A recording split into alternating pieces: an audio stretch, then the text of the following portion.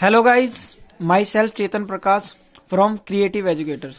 तो आज से मैं एसएसटी का एक चैप्टर लेकर आया हूँ हिस्ट्री का, जिसके अंदर चैप्टर का नाम है इतिहास का यूरोप में राष्ट्रवाद का उदय, जिसके हम अवधारणा मानचित्र के रूप में जैसे होता है ना रे डायग्राम, उसके हिसाब से उसे पढ़ेंगे। ठीक है, तो देखिए गाइस, हम चैप्टर शुरू करते हैं। तो इसके अंदर क्या है कि देखिए, एक ऐसे राष्ट्र राज्य के विचार का विकास जिसके नागरिक की समान पहचान और समान इतिहास हो। मतलब कि पहचान का मतलब जिस चीज से जाने जाए इंसान, वहां के जिससे जाने जाए उसका एक समान अधिकार इतिहास, वो हम जानेंगे। इसके अंदर क्या क्या होगा देखिए, एक इसके अंदर आएगा एक तो फ्रांसीसी क्रांति, जो कि कब हुई थी 1789 में, मतलब कि 1789 में। नेपोलियन की नागरिक संहिता, जो कि कब हुई थी 1804 में हुई थी। और वियना संधि कब हुई थी 1805 में, मतलब कि 1805 में। उदारवादी की क्रांति कब हुई थी 1848 के अंदर। और जर्मनी का उदय, जर्मनी का निर्माण, जर्मनी बनना शुरू हुआ था। उसके बाद क्या हुआ था, इटली का एकीकरण, मतलब आपस में जब मिल जाते हैं उसको हम एकीकरण बोलते हैं।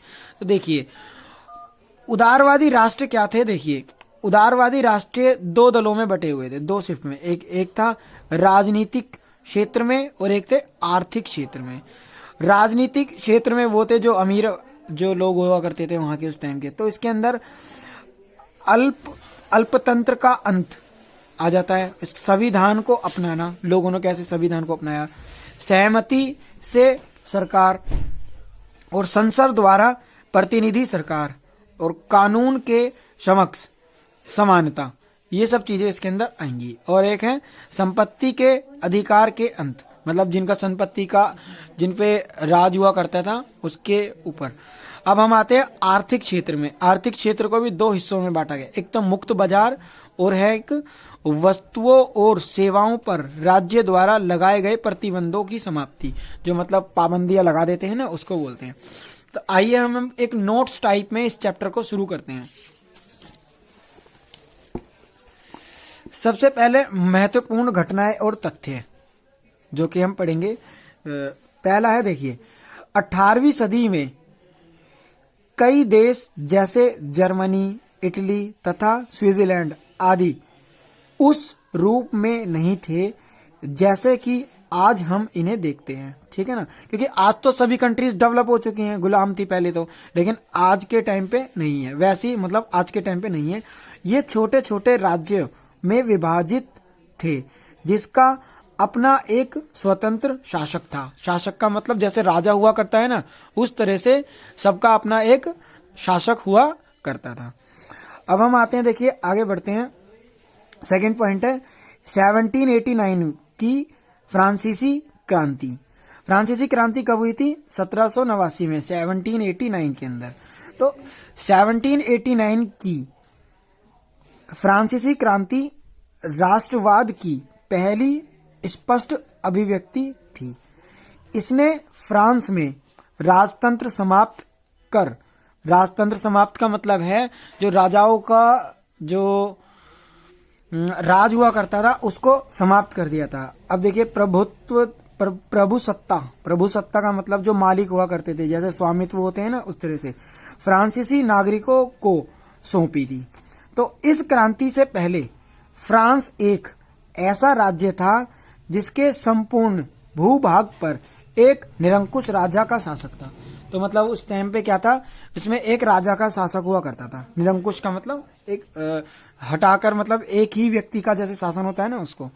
तो अब इसका जो थर्ड पॉइंट है, देखिए थर्ड पॉइंट है इसका 1804 में मतलब कि क्या हुआ था, नेपोलियन संहिता जब आपस में मिलते हैं तो इसे 1804 में लागू किया गया।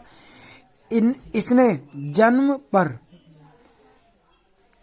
जन्म पर आधारित विशेष अधिकारों को समाप्त कर दिया गया था। तो मतलब जो इससे पहले जो शासक थे उन्होंने कुछ विशेष अधिकार दिए हुए थे, जब ये आए इन्होंने वो विशेष अधिकार खत्म कर दिए। इसने न केवल न्याय के समक्ष समानता स्थापित की, बल्कि संपत्ति के अधिकार को भी सुरक्षित किया। मतलब कोई समाप्ति ना हो, उसको क्या किया था, सुनिश्चित कर दिया था। अब इसका जो फोर्थ पॉइंट है हम लोग जो पढ़ रहे हैं, क्रांतिकारी फ्रांस उदारवादी प्रजातंत्र का पहला राजनीतिक प्रयोग था। इसके अंदर पहला राजनीतिक प्रयोग हुआ था। वहां वोट देने और चुने जाने का अधिकार केवल उन्हीं पुरुषों को था जिनके पास संपत्ति थी। संपत्ति मतलब जैसे प्रॉपर्टी होती है ना, जो पैसा होता है जिसके पास, अमीर होते हैं वो। संपत्ति विहीन, जिनके पास संपत्ति नहीं थी, संपत्ति विहीन उन्हें कहते हैं। पुरुषों और सभी औरतों को राजनीतिक अधिकारों से वंचित रखा गया। वंचित का मतलब है उनको वो अधिकार नहीं दिए गए। केवल थोड़े ही समय के समाप्त, मतलब कि जैसे ही थोड़े ही समय के लिए जैकोबिन शासक के, जैकोबिन एक जगह थी जिनके शासक के समय सभी वयस्क पुरुषों को मत अधिकार प्राप्त था, मतलब कि कुछ समय के लिए मिला था, वो भी मिला था। मगर नेपोलियन की संहिता पुनः सीमित मत अधिकार वापसी लाई। ठीक है ना, जब वो आए तो उन्होंने वो चीज वापसी लेकर आए और उसमें महिलाओं को आवश्यक दर्जा देते हुए उन्हें पिताओं और पतियों के अधीन कर दिया। ठीक है ना, उनके सामने वो आ गए, उनके अधीन, मतलब किसी के द्वारा कोई चीज चलती है उसको बोलते हैं अधीन। अब हम आते हैं वियना कांग्रेस। वियना कांग्रेस का मतलब होता है एक महासंघ। तो देखिए 1815 में ब्रिटेन के प्रशा, रूस और ऑस्ट्रिया जैसे यूरोपीय शक्तियों जिन्होंने मिलकर नेपोलियन को हराया था। मतलब इन लोगों ने क्या किया था, जितने भी ये थे, इन्होंने सबने क्या किया था, नेपोलियंस को हराया था मिलकर, नेपोलियन को के प्रतिनिधित्व यूरोप के एक समझौता तैयार करने के लिए वियना में इकट्ठा हुए थे। मतलब एक समझौता होने वाला था, इसके लिए वो इकट्ठे हुए थे, जिसकी अध्यक्षता ऑस्ट्रिया के चांसलर ड्यूक मैटरनिक ने की थी। किसने की थी, ये इंपॉर्टेंट पॉइंट है, किसने की थी, चांसलर ड्यूक मैटरनिक ने की थी। तो ये इसका जो नेक्स्ट पॉइंट है, ये छठे पॉइंट पर आते हैं हम लोग। क्या होता है कि देखिए 1861 में, मतलब कि 1861 में इमेनुअल द्वितीय को एकीकृत इटली का राजा घोषित कर दिया गया। कब किया था, 1861 में। अब देखिए वर्साय में हुए एक समारोह में पर्सा के राजा विलियम प्रथम को जनवरी 1871 में जर्मनी का सम्राट घोषित कर दिया गया। क्या कर दिया गया, जर्मनी का सम्राट घोषित कर दिया गया। और देखिए राष्ट्रवादी संघर्षों, 8 पॉइंट है, राष्ट्रवादी संघर्षों में महिलाओं की भूमिका।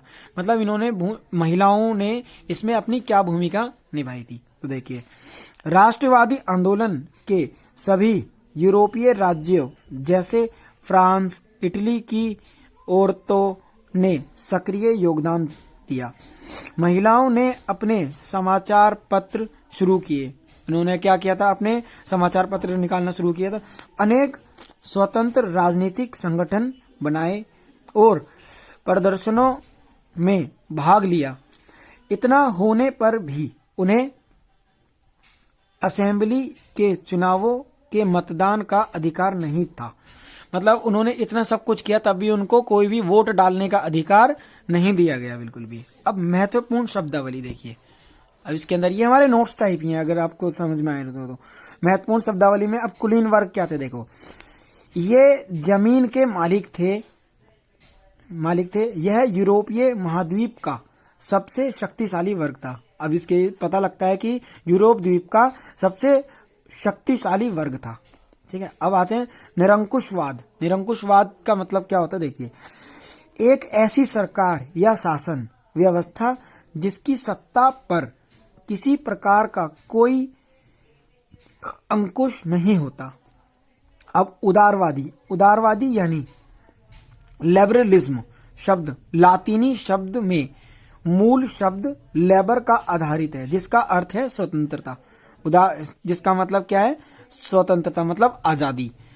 नए मध्यम वर्ग के लिए उदारवाद का अभिप्राय था। उदार मतलब कि आजादी का। व्यक्ति के लिए आजादी व कानून के समक्ष समानता है, मतलब कि इनके लिए समान चीज है। अब देखिए जनमत संग्रह।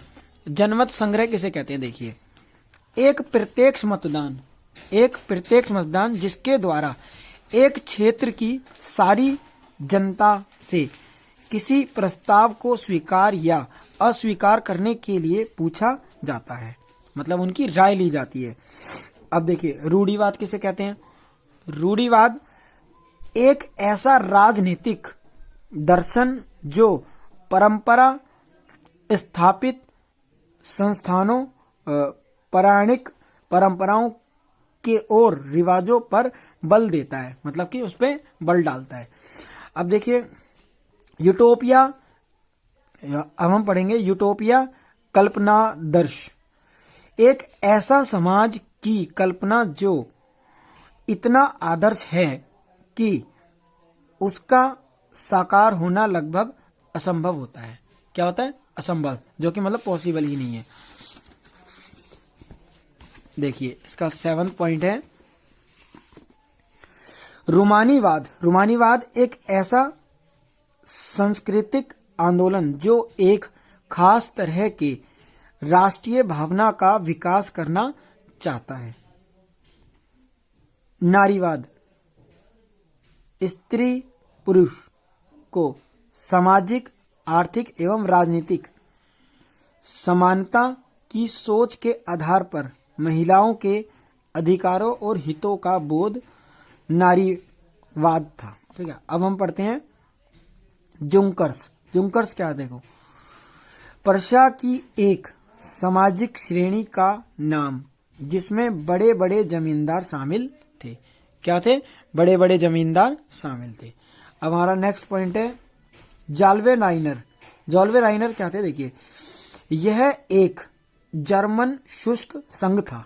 क्या था ये? यह एक जर्मन शुष्क संघ था जिसमें अधिकांश जर्मन राज्य शामिल थे। क्या थे? जर्मन राज्य शामिल थे। यह संघ 1834 में पर्शिया की पहल पर स्थापित हुआ था।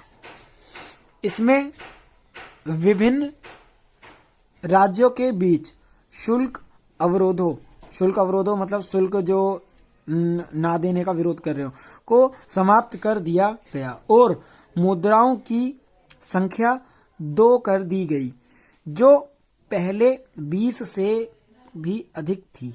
यह संघ जर्मनी के आर्थिक एकीकरण का प्रतीक था।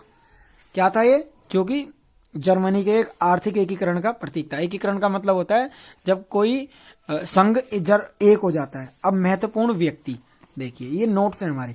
महत्वपूर्ण व्यक्ति जिसमें आता है जोसेपे मेत्सिनी। क्या होता है? देखिए इटली का एक महान क्रांतिकारी जिसने यंग इटली नामक आंदोलन चलाया। क्या चलाया? यंग इटली नामक आंदोलन चलाया और जिसके फलस्वरूप इटली में एकीकरण की भावना को बल मिला। यह राजतंत्र के घोर विरोधी थे। क्या थे? राजतंत्र के घोर विरोधी थे। अब देखिए गैरीबाल्डी इटली का महान क्रांतिकारी जो मेत्सिनी का सहयोगी व समकालीन था। उसने लाल कुर्ती नामक सेना तैयार की जिसकी सहायता से उसने ऑस्ट्रिया को सराया मतलब जैसे सपोर्ट करते हैं ना, उस टाइप में। इटली की स्वतंत्रता के लिए कई आंदोलन किए, मतलब इटली की स्वतंत्रता के लिए कई आंदोलन स्टार्ट किए गए। अब आते हैं हम कावूर को इटली का विस्मार्क माना जाता है। क्या माना जाता है? विस्मार्क। वह इटली के सार्डिनिया राज्य का प्रधानमंत्री था। क्या था? सार्डिनिया नाम के राज्य का प्रधानमंत्री जिसने सर्वप्रथम अपने राज्य को इटली में मिलने का कार्य किया। अब बिस्मार्क देखिए, जर्मनी के इतिहास में अद्वितीय स्थान प्राप्त है, जिसे उसने जर्मनी के एकीकरण के लिए रक्त और लौह की नीति अपनाई, जिसके प्रयासों से ही जर्मनी का एकीकरण संभव हुआ, मतलब जर्मनी एक हो पाई।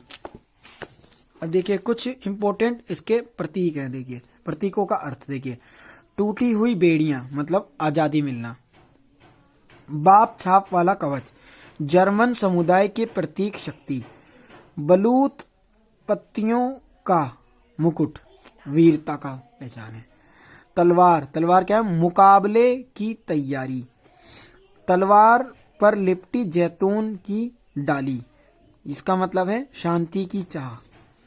अब हमारा 6 पॉइंट है, देखिए काला, लाल और सुनहरा तिरंगा, मतलब कि 1848 में उदारवादी राष्ट्रवादियों का झंडा, जिसे जर्मन राज्यों के ड्यूक्स ने प्रतिबंधित कर दिया। अब देखिए उगते सूर्य की किरणें, एक नए युग का सूत्रपात। तो गाइज मैं आपको ये बताना चाहता था कि ये जो है चैप्टर पूरा नोट्स पर आधारित है, जो कि ये जो मैं नोट्स आपके लिए लेकर आया हूँ, ये आप अगर इसी से अपनी तैयारी करें एग्जाम्स की, तो आपकी तैयारी काफी अच्छी हो जाएगी। इन और कुछ करने की जरूरत नहीं है आपको, सिर्फ इन नोट्स को कैरी कीजिए, जो कि गवर्नमेंट स्कूल्स में आपको एक सपोर्टिंग मटेरियल मिलता है, उसी के इसके अंदर मेन पॉइंट्स जो होते हैं, मेन पॉइंट्स और डेफिनेशंस, जो भी मैंने आपको अभी सब कुछ बताया डिस्क्राइब करके, आप उनको पढ़िए और अपनी जो भी प्रॉब्लम है, अगर आपको पढ़ने में कोई दिक्कत आती है या फिर कोई चीज समझ नहीं आती है, तो आप मुझे कमेंट बॉक्स में डाल सकते हैं। मैं आपको उसके ऊपर उसकी जो भी प्रॉब्लम होगी उसके ऊपर आपको वीडियो बनाकर जल्दी अपलोड की जाएगी। Thank you watching for this video.